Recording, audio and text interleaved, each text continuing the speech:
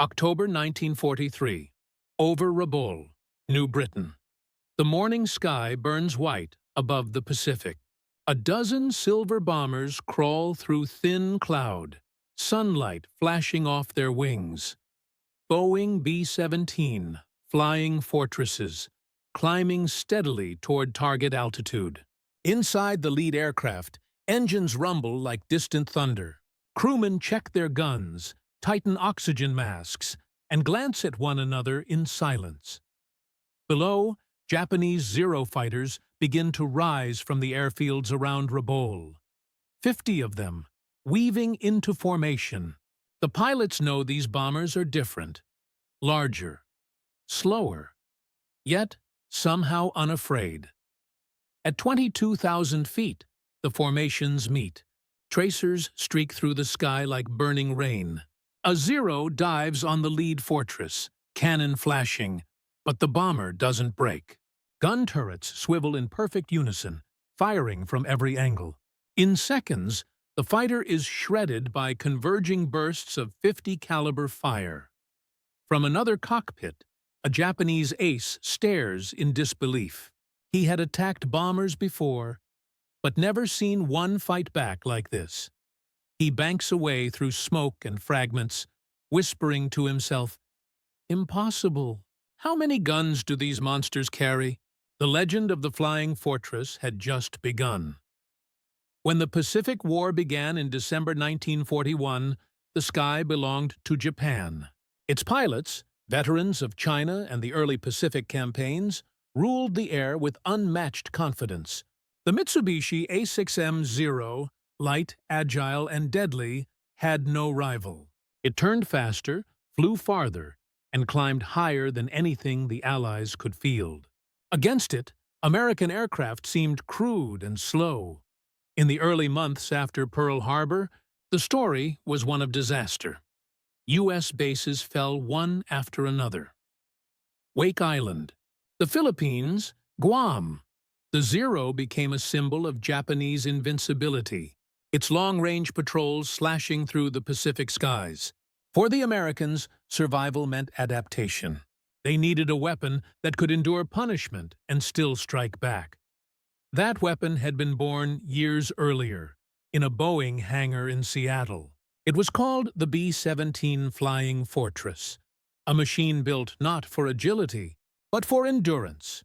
Boeing engineers in the mid-1930s envisioned a bomber that could carry heavy loads over vast distances, protected by a wall of defensive guns. Its all-metal design was revolutionary.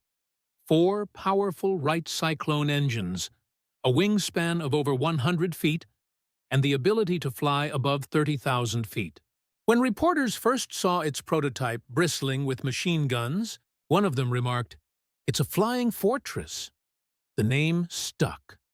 Before the war, military doctrine had doubted the concept of the self-defending bomber. Critics believed that large, slow aircraft would be slaughtered without fighter escorts. But Boeing's engineers and a handful of visionary officers in the U.S. Army Air Corps believed otherwise. With overlapping fields of fire and coordinated formations, bombers could protect one another, creating a fortress in the sky. The first models, the B-17B and C, were deployed to the Pacific in 1941, but only in small numbers. When the Japanese struck Pearl Harbor, just a few squadrons were scattered across the Philippines and Australia. Most were destroyed on the ground or lost in the chaos of retreat. Yet, those that survived made an impression. In the early raids over Rabaul and Leh, Japanese pilots expected easy kills. Instead, they encountered bombers that refused to die.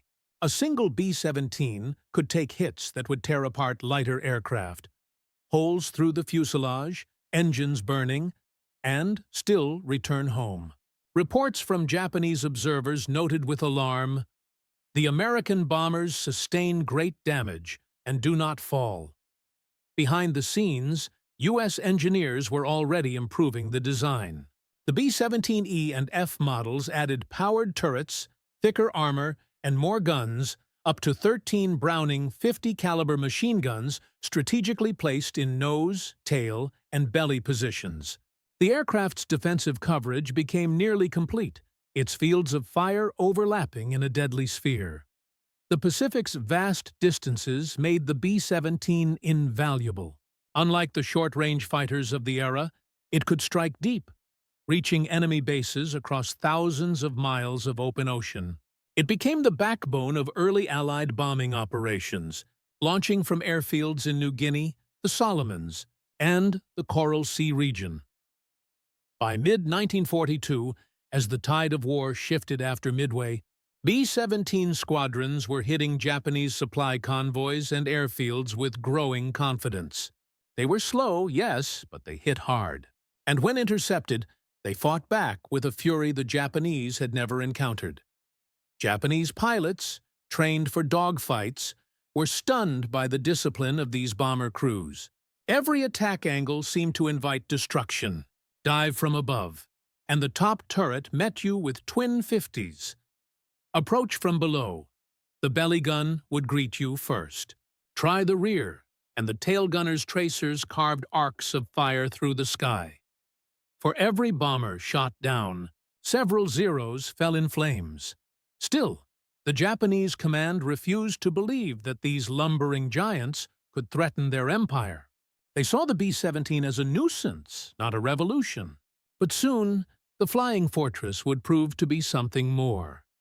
Not just a machine, but a symbol of American persistence, technology, and will. And as the U.S. prepared for a new offensive in 1943, that symbol would become a nightmare for every Japanese pilot who dared to challenge it. By early 1943, the balance of power in the Pacific had begun to shift, not suddenly, but unmistakably. The tide that had swept Japan across the Pacific was starting to ebb. American industry was now in full motion, and the B-17 Flying Fortress stood as both a weapon and a warning of what was coming. From newly captured airfields in Port Moresby, Espiritu Santo, and Guadalcanal, the U.S. Army Air Forces began launching deep raids against Japanese positions in the South Pacific. The long, grueling campaigns for New Guinea and the Solomon Islands had taught hard lessons in endurance, both for ground troops and for the airmen above them. The Japanese had relied on mobility and surprise. The Americans countered with power and persistence, and nowhere was that clearer than in the high-altitude formations of the Flying Fortress. When the B-17s first appeared in the skies over Rabaul, the Japanese hub of operations in the South Pacific, the reaction was disbelief. Fighter pilots who had spent years dominating the skies over China and Southeast Asia now faced bombers that could fight back from every angle. For the Japanese, air combat had always been personal, a contest of agility, instinct, and marksmanship. Their doctrine prized the individual pilot's skill and daring above all. The B-17 introduced something alien, teamwork at a mechanical level. Each formation of 12 or more bombers flew with geometric precision, wings overlapping, gunners coordinating by radio, firing not wildly but methodically. Every attack angle the Zeros tried had already been calculated, practiced, and covered by another fortress. To break through the wall of gunfire required impossible courage or suicidal luck. After-action reports from the Japanese Navy's 204th Air Group, stationed at Rabaul, reveal growing frustration. Pilots described long bursts of gunfire from flying boxes, the air filled with metal rain. One survivor reported, "We dove upon them from above, but their top guns found us immediately. I saw my commander's plane catch fire before I could even close in." American intelligence would later recover similar notes from downed aircraft. Some were marked with disbelief. Impossible to approach without loss. Must attack in numbers exceeding 10 to 1. The American bombers themselves were not invincible. Many never returned, but their sheer resilience, their ability to absorb punishment and still deliver payloads on target, broke the psychological balance of the air war. Each mission over, Rabaul or Wewak demanded precision, navigation across hundreds of miles of ocean. Crews battled fatigue, hypoxia, and flak bursts that ripped through aluminum like paper. Yet the flying fortress earned its name again and again. One crewman from the 43rd Bomb Group stationed in New Guinea recalled, "We'd land with holes big enough to crawl through. Once we came back with one engine gone, the tail shredded, and no hydraulics. But we made it. You could feel she wanted to bring us home." That faith in their aircraft became something close to religion among bomber crews. To the Japanese, it seemed unnatural. Machines that refused to die, crewed by men who fought with mechanical precision. Behind the courage of those crews stood an even greater force, America's industrial power. By 1943, Boeing's factories in Seattle and Douglas's in Long Beach were turning out hundreds of B-17s a month. They rolled off assembly lines faster than Japan could replace its lost fighters. Each one was a marvel of mass production, identical, efficient, and deadly. And when these aircraft began to arrive in ever greater numbers, the Japanese command finally understood. This was not just a battle of planes. It was a battle of systems. They could not match the scale, the resources, or the endless rhythm of American manufacturing. Every downed fortress was replaced within days. Every fallen crew had trained successors waiting. The pilots of the rising sun were fighting not just the bombers above, but the factories beyond the horizon.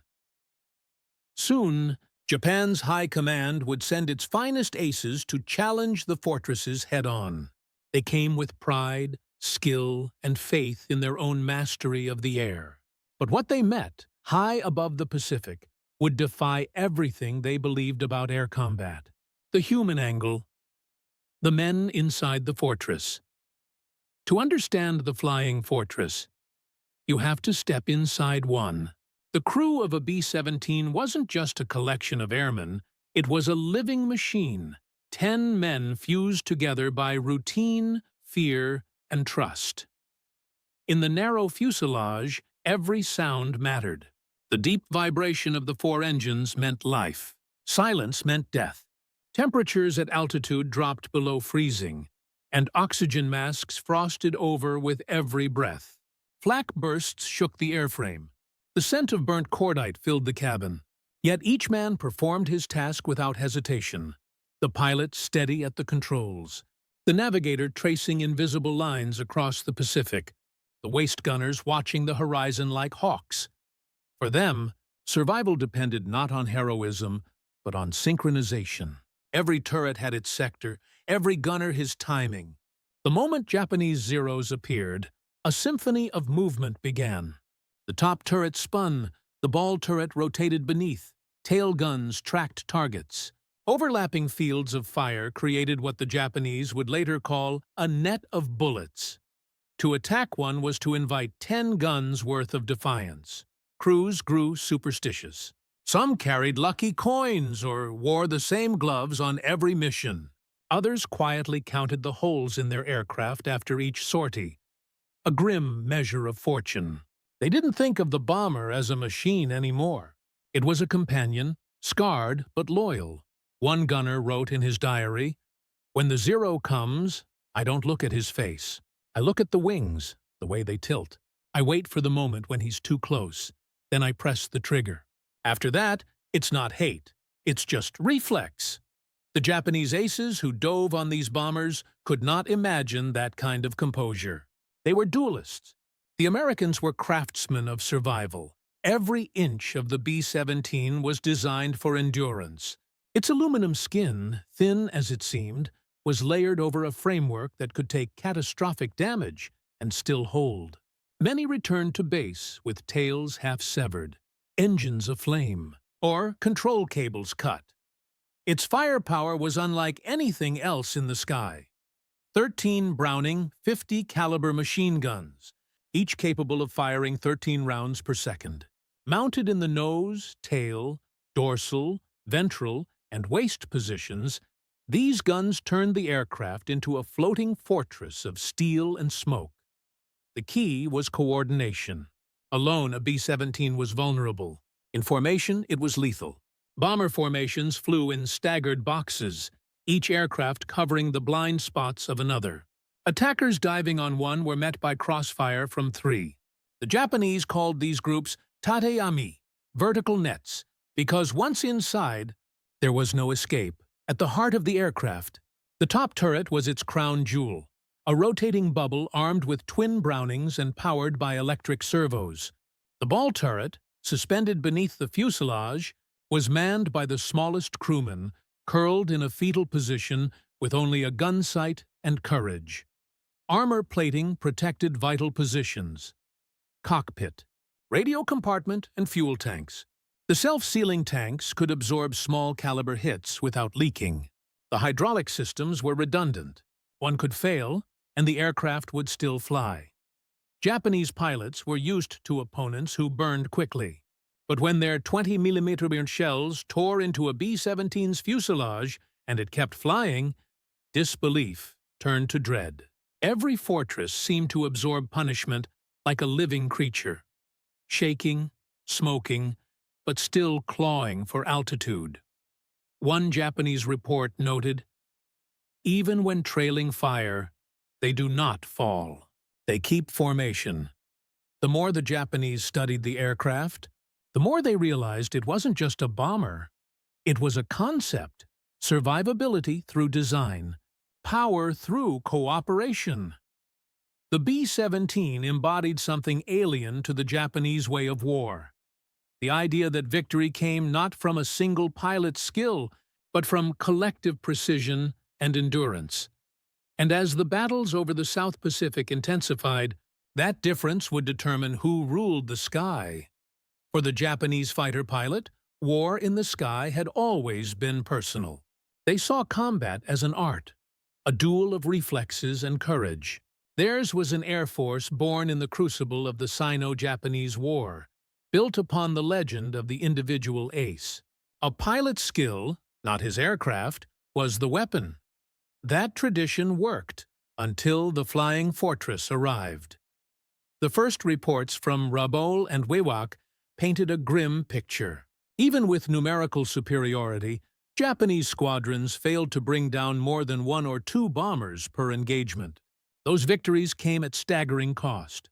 Entire flights of Zeros vanished into the sea or burned in mid-air.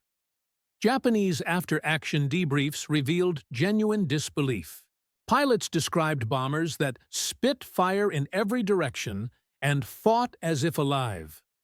One ace, after barely surviving an attack on a B-17 formation, told his superiors, "They are not planes.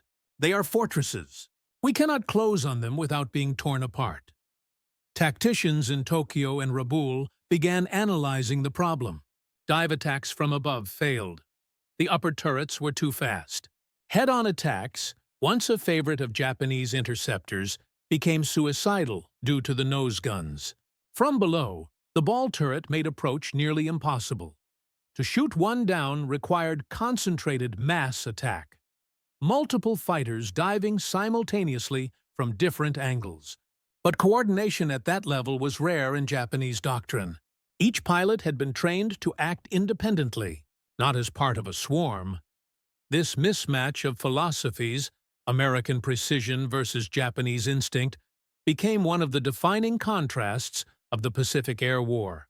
Even after studying captured wrecks and debris, Japanese engineers could not replicate the combination of range, altitude, and defense that the B-17 possessed. Their aircraft were agile but fragile. In 1943, with Japan's industry stretched thin and resources dwindling, building a Japanese fortress was impossible. Every encounter became an exercise in futility. As one intelligence report from the Imperial Navy admitted, "They fight in groups that move as one. Even when we kill one, the others do not break. They avenge it." For the first time, Japanese pilots were facing not just an enemy aircraft, but an enemy system. Behind the thunder of engines and the courage of crews stood men who believed in the idea of the flying fortress long before it proved itself. Among them was General Henry Hap Arnold, chief of the U.S. Army Air Forces, a man obsessed with the future of air power. Arnold understood that modern war would be decided not only by soldiers, but by machines, and the ability to build them faster than anyone else. Under Arnold's leadership, the B-17 became more than a weapon. It became a doctrine. Daylight precision bombing, striking the enemy's heart from high altitude, was risky, costly, and revolutionary. Yet Arnold and his strategists saw it as the key to victory. They called it industrial warfare from the sky. President Franklin D. Roosevelt shared this faith. Even in 1941, before America's entry into the war, he declared the United States must become the arsenal of democracy. The Flying Fortress was its most visible proof, a symbol of industrial willpower turned into motion. The Japanese could not. Imagine the scale behind these aircraft, the endless factories in Seattle, Wichita, and Long Beach, the rail lines feeding them parts, the thousands of workers who never saw the front but powered it with their hands. Each B-17 was not just an airplane. It was America made visible. Steel, courage, and organization forged into wings. The Flying Fortress carried not only bombs, but a burden. The burden of destruction. For the men inside, survival meant killing efficiently.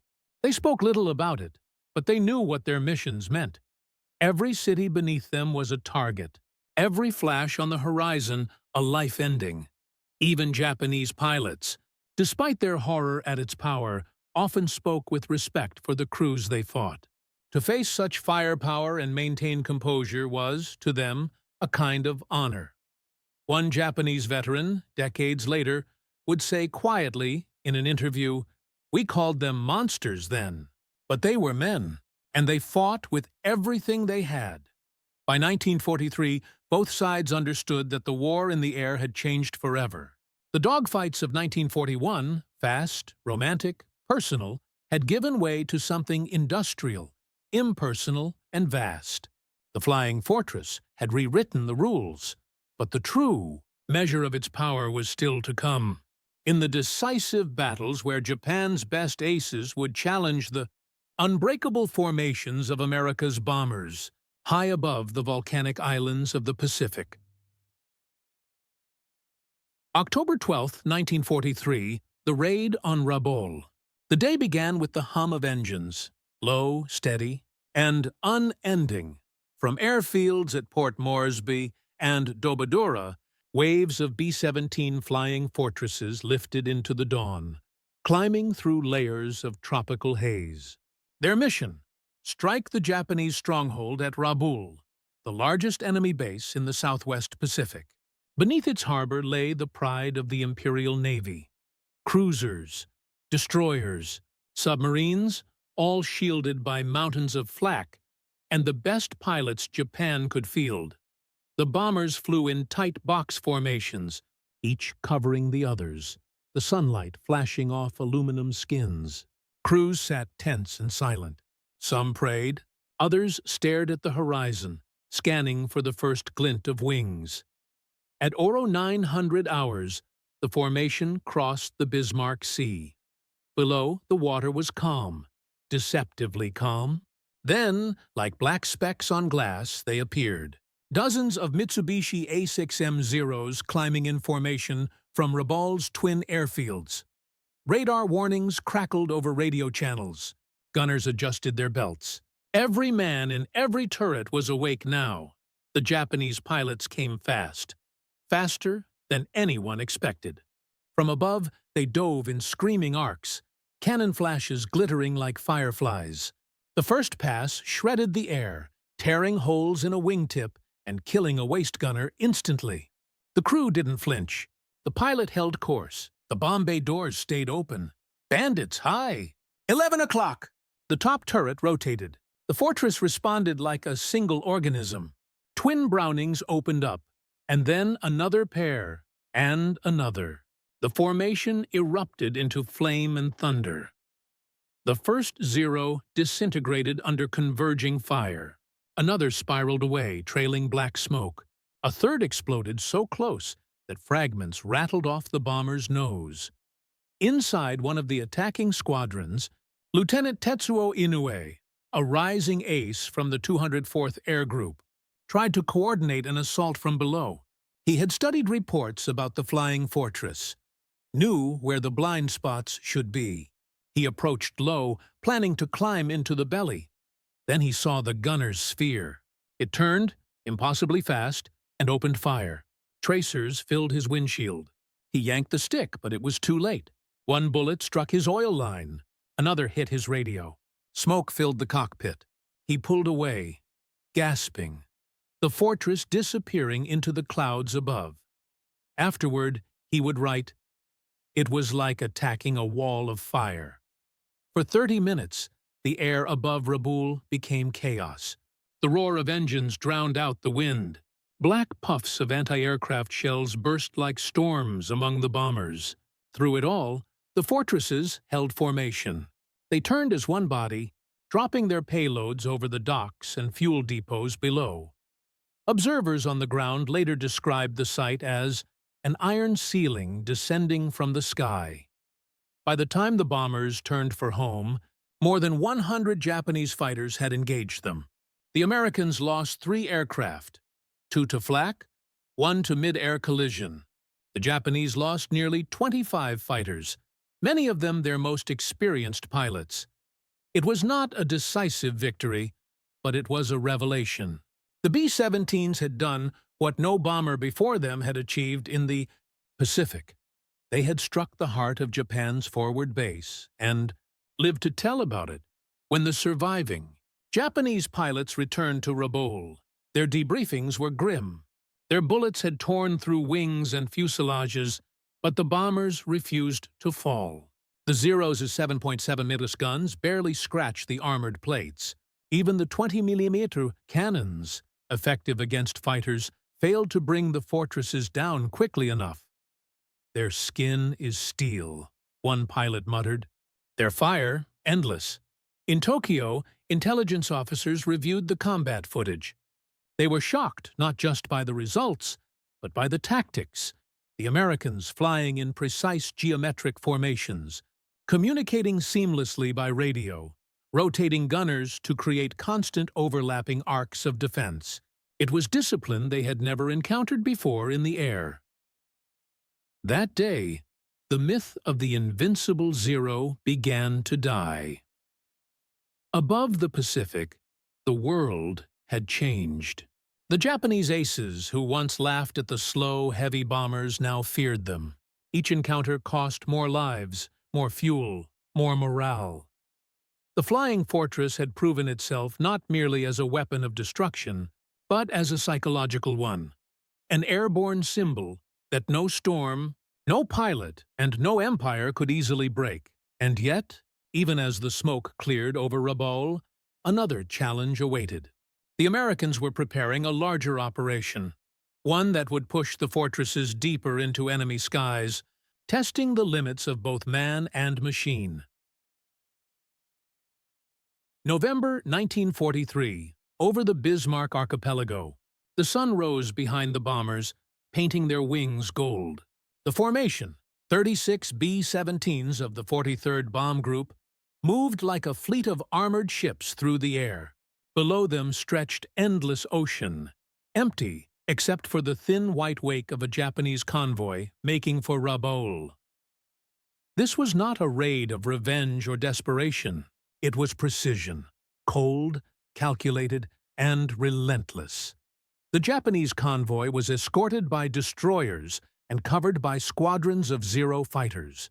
As the bombers neared, anti-aircraft guns opened fire from the ships, filling the sky with bursts of black smoke.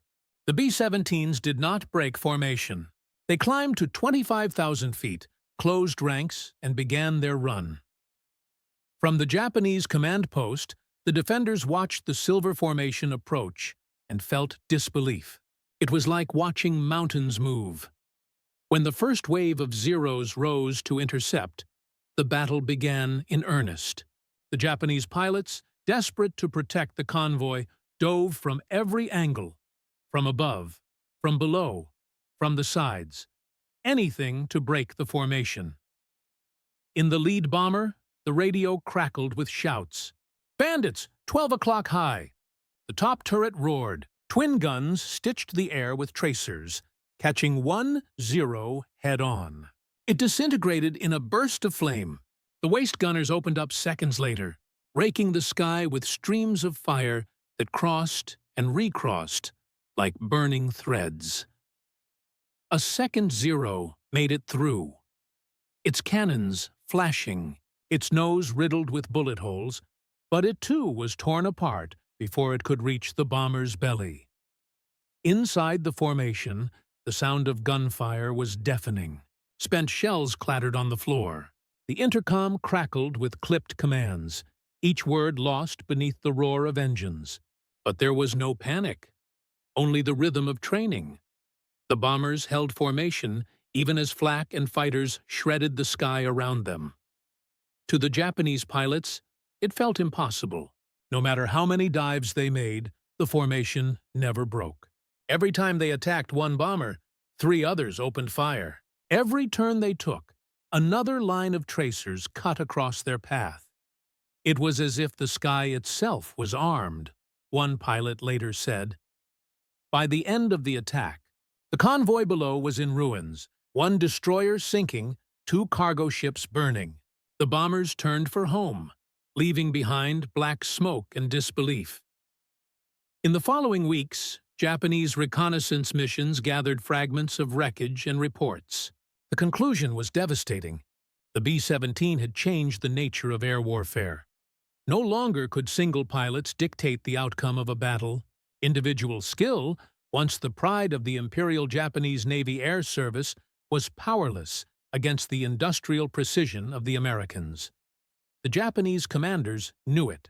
They began reorganizing squadrons, emphasizing group tactics and heavier armament. But by then, it was too late. The Americans were already transitioning to even more advanced aircraft, the B-24 Liberator, and soon after, the B-29 Superfortress. Each one carried more bombs, flew faster, higher, and farther. Each one was a new evolution of the same philosophy. Power through endurance, victory through volume. The Japanese called it the Storm of Metal. In Tokyo, intercepted American footage of bomber production lines circulated among the staff. One officer, upon seeing the assembly of B-17s rolling off the line in Boeing's Seattle plant, reportedly muttered, "If we destroy one, they build 10 more. If we kill a crew, there are 10 waiting." It was not exaggeration. It was arithmetic. By late 1943, Japanese pilots were dying faster than they could be replaced. The veteran aces who had trained for years were gone. In their place flew young recruits with barely 50 hours of experience, sent against bombers that had already weathered the best the Empire could offer. And every mission ended the same way, with one more lesson written in smoke. One young pilot, captured months later, recalled his first and only encounter with a B-17 formation. "We attacked from the front. I fired everything. I saw the bullets hit, but nothing happened. Then I saw my wingman disappear. It was like the sky exploded. I remember thinking, this is not a plane. It is a machine built by gods." That day marked more than a tactical defeat.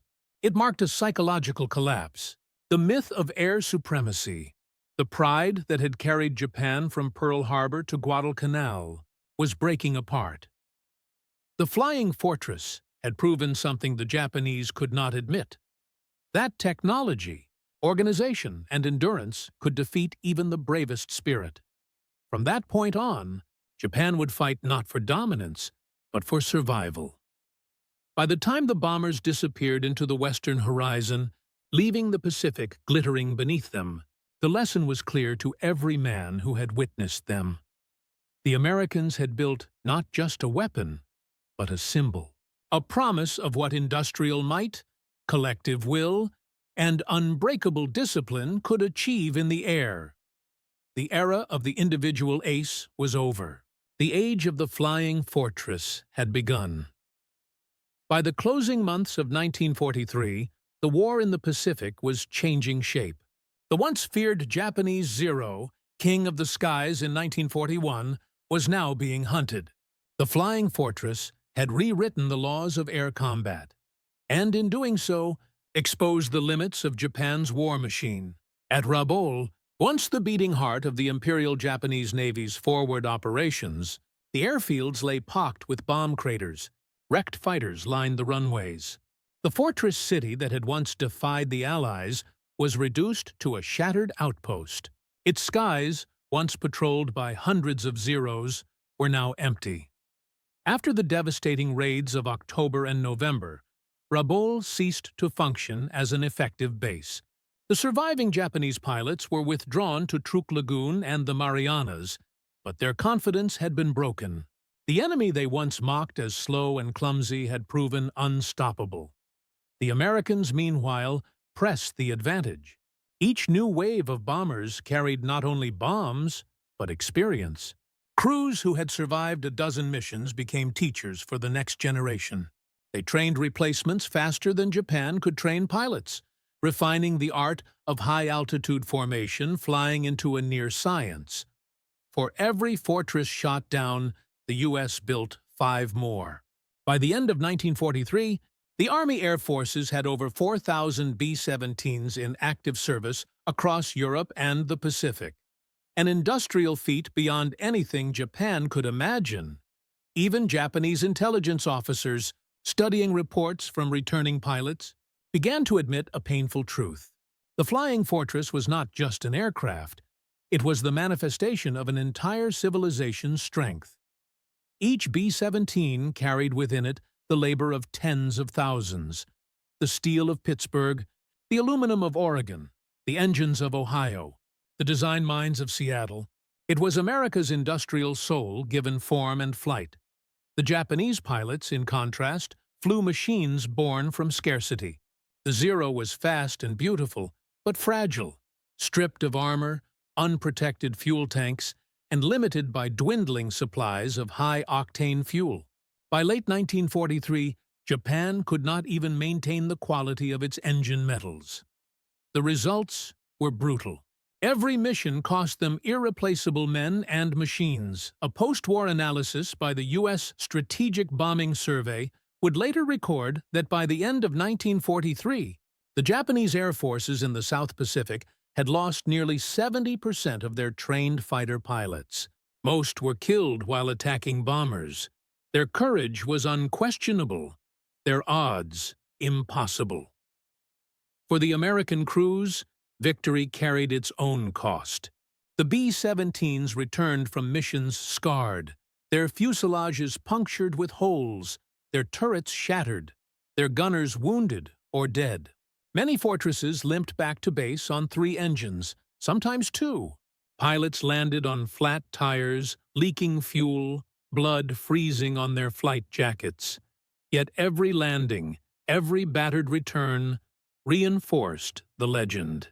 The bomber that came home became a symbol of faith. Faith in the machine, in its builders, and in the idea that no mission was impossible if the formation held together. It was this spirit, this strange marriage of industrial power and human endurance, that marked the turning point of the Pacific Air War, when American ground troops finally advanced north through the Solomon Islands and into New Guinea. They found Japanese bases already hollowed out by air attacks.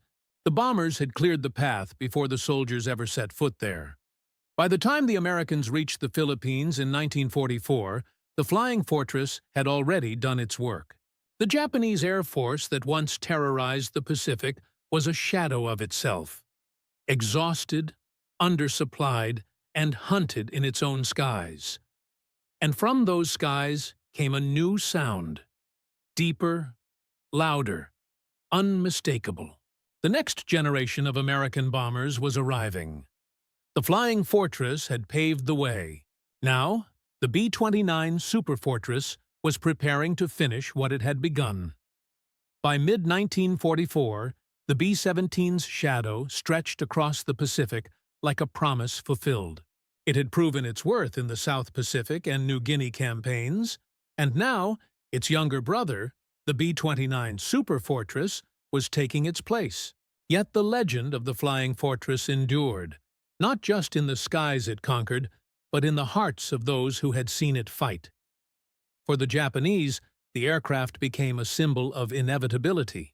No matter how valiantly they fought, more would come. More bombers, more ships, more men. The very rhythm of American war-making seemed mechanical and endless. Pilots who once believed themselves invincible now took to the air with fatalism, whispering prayers before each sortie. The psychological impact of the Flying Fortress was immense. Captured Japanese airmen later confessed that they had begun to fear the sound of the engines, the deep, throbbing hum of 4 synchronized Wright cyclones. That sound, they said, meant futility. It meant that the Americans had returned, and nothing they did could stop them. One pilot, interrogated after the war, described it simply: "You could destroy one, but the others closed the gap. They flew like machines, not men." The Japanese High Command took notice. By late 1944, they began training pilots for desperate ramming attacks, early precursors to the kamikaze missions that would come later. It was not born purely from fanaticism. It was born from helplessness. The air war, once fought with honor and skill, had become a contest of endurance, and Japan was outmatched. For the Americans, the fortress became more than just a weapon. It became an icon of identity. Crews who had survived 20 or more missions were treated as legends back home. Newspapers printed photographs of battered bombers limping back with tails missing or wings half-severed. Names like Knockout Dropper, Memphis Belle, and Hell's Angels entered the language of a generation. Each told the same story: a crew united, a machine unbroken, and a mission completed against impossible odds. Historians later wrote that the B-17 embodied the American equation of war: power multiplied by persistence. It wasn't the fastest, nor the most advanced, but it never stopped flying. Even when newer bombers replaced it, the fortress remained the symbol of industrial endurance, the bridge between desperation and dominance. On the ground, the results of its power were visible everywhere. Rabaul was silent. Truk was bombed into submission. The Philippines were burning. Each crater, each wrecked hangar, each sunken ship bore the signature of the fortress's long reach. When American troops landed on these islands, they found more wreckage than resistance. The bombers had already done the hardest work, stripping the Japanese Empire of its wings. By 1945, when the B-29s began firebombing Japan itself, the Flying Fortress had already written the script. The lessons learned over Rabaul and Wewak, formation tactics, defensive gunnery, mechanical discipline, became the foundation for every raid that followed. Even the Japanese commanders acknowledged it. In a post-war interview, Admiral Matome Ugaki, one of the architects of Japan's air strategy, said, "We underestimated not the airplane, but the men who built it and the men who flew it. They fought with the precision of machines and the faith of soldiers. That faith, quiet, unshakable, and relentless, was what truly defined the fortress." When the war finally ended in August 1945, the sound of those engines faded into memory. Many of the surviving B-17s were scrapped, melted, and turned into the raw materials of peace: bridges, buildings, and tools. Others became monuments, preserved in museums across America and the Pacific. But for those who had fought beneath their wings, Japanese and American alike, the sight of a Flying Fortress glinting in the sunlight would forever mean one thing: the moment. When the balance of power in the Pacific shifted for good, the war in the Pacific ended long ago. But the echo of the Flying Fortress still lingers, in memory, in metal, in the quiet reverence of museums where its wings now rest under dim light. To stand beneath one today is to feel the weight of two histories, the courage of the men who built it, and the awe of those who faced it. Its frame, scarred and riveted, tells a story not of destruction, but of endurance. It was more than a machine. It was a statement that discipline, cooperation, and faith in purpose could turn ordinary citizens into something extraordinary. For the Japanese pilots who first encountered it, the fortress was a revelation. They saw in it not just American firepower, but American will. An energy born from unity, from the belief that victory could be engineered through precision and perseverance. It shattered old notions of combat and rewrote the rules of modern war. The flying fortress was never graceful, never subtle, but in its noise, in its defiance of gravity and chaos, it carried the voice of an entire nation learning how to fight differently and how to endure absolutely. When the last of its engines fell silent, the world it had helped create was already taking shape. A world defined by industry, innovation, and the understanding that strength could be collective. The men who flew it and the men who tried to bring it down shared something in common. They both looked up at the same sky and saw, in that thunder of engines, the future. And so, the legend of the flying fortress endures, not as a weapon, but as a symbol of resolve. A reminder that courage can be built, precision can be taught, and that the power of unity can change the course of history.